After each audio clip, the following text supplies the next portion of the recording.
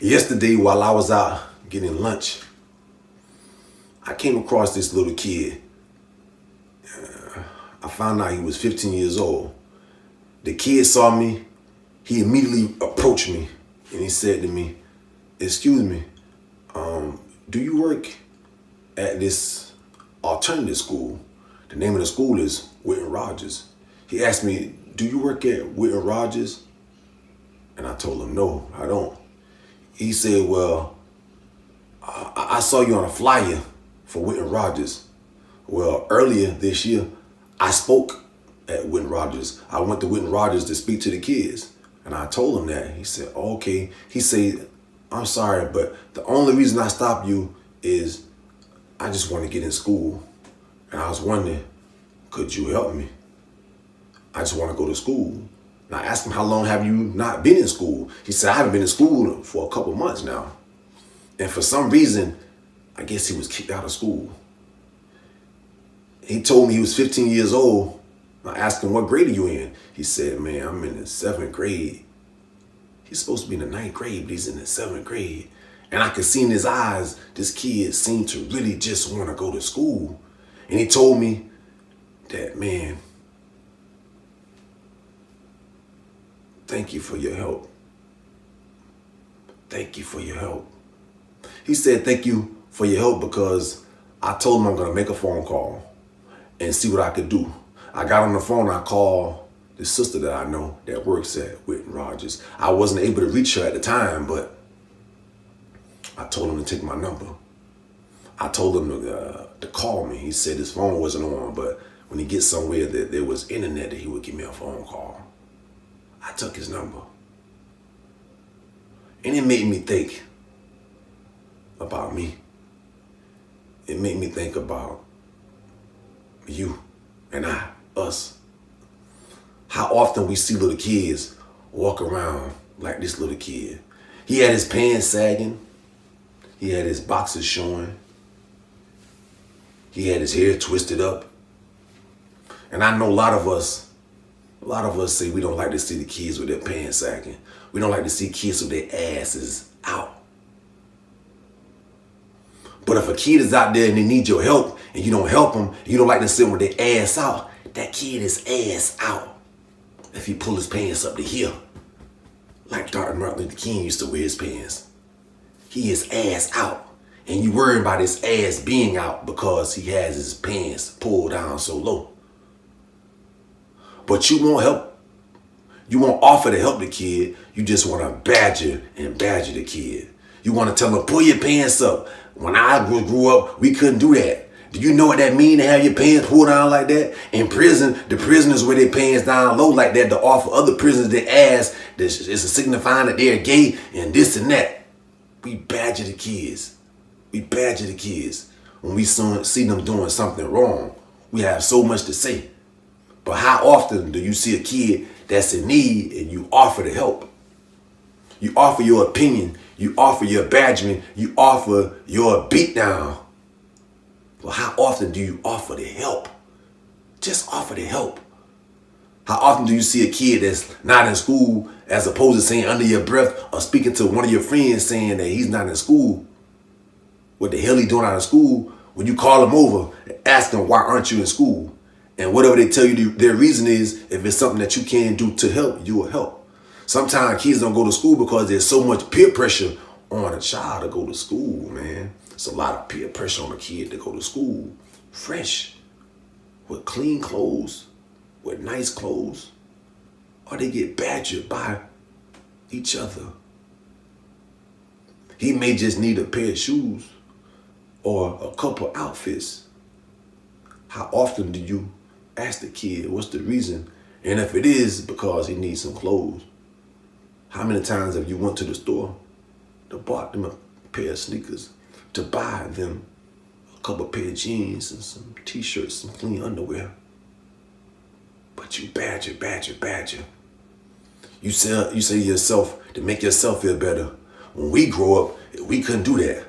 I couldn't talk to my mama like that. I couldn't curse around adults like that. When we grow up, I would have got backhand in the mouth.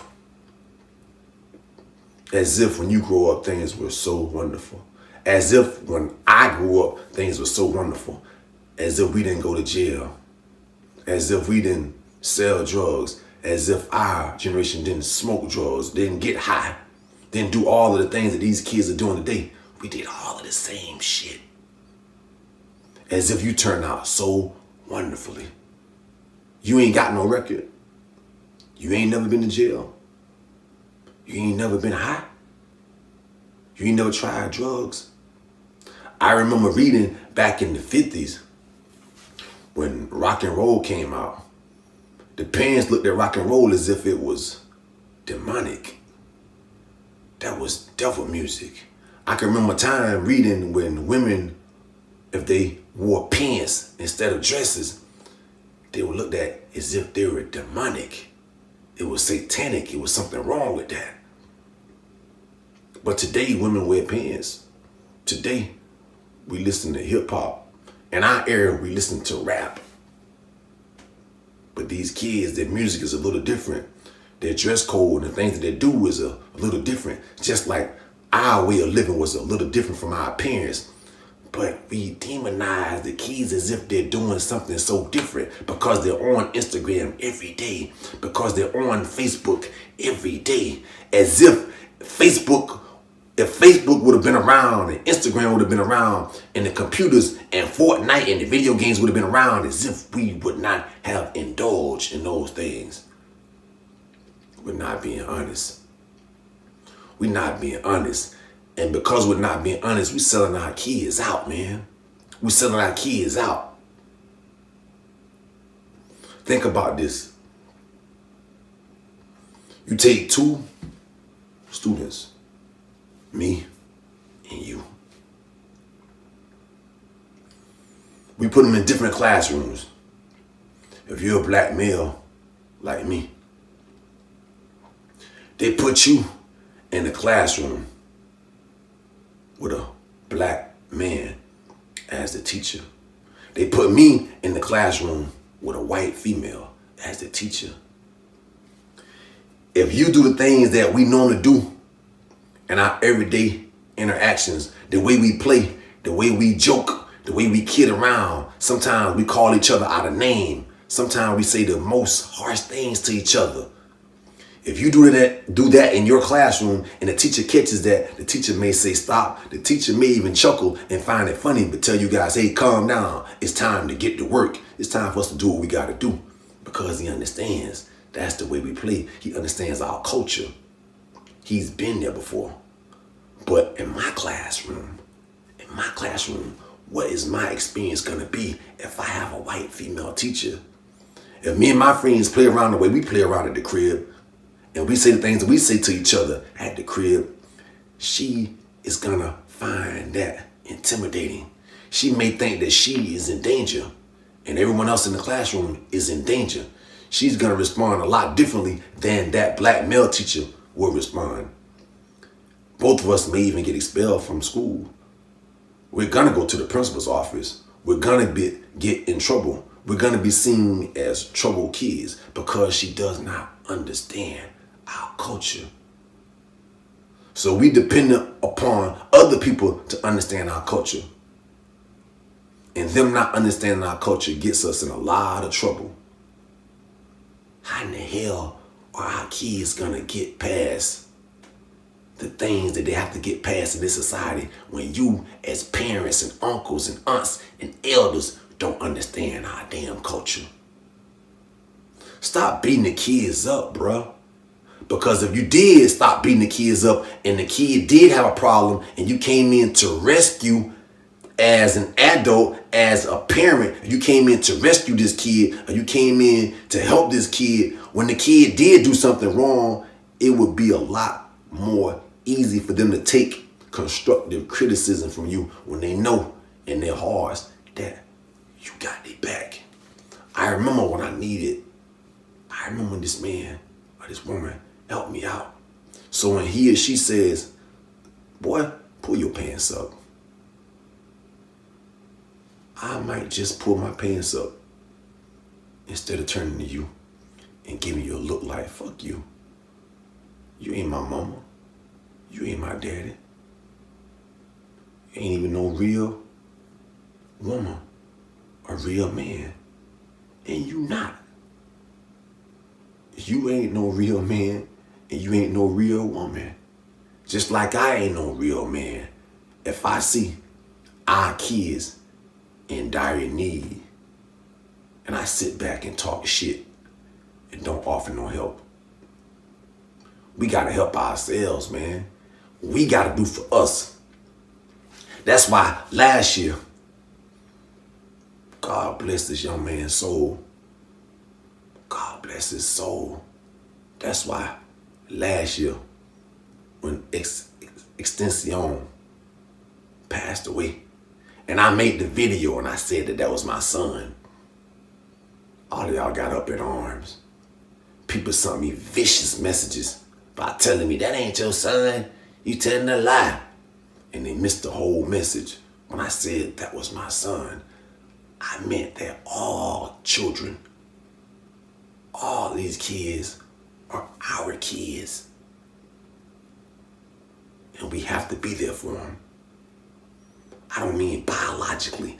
I don't mean that he was my son biologically. And even in the video, I explained all of that. People sent me death threats. People sent me death messages. People sent the weirdest, most vicious shit to me. All of those people, I got mad love for. It's all good. Cause it don't harm me no way. It don't give me no fret. But all of those people, I feel sorry for our kids. If you feel that way. I feel sorry for the young black men and women that need your help. The young teenagers. Cause you the same ones that are pointing the damn finger and saying that the kids ain't right. The kids ain't shit. The kids don't listen. The kids won't do like we used to do when we was teenagers, when we were 13 and 12 and 14 years old. I'm so sick and tired of hearing that shit. I'm so sick and tired of hearing that shit. And they were back when we grew up. Like I said, what the hell?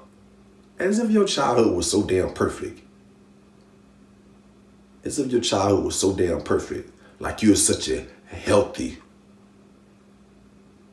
individual. Like emotionally and psychologically, you're so healthy.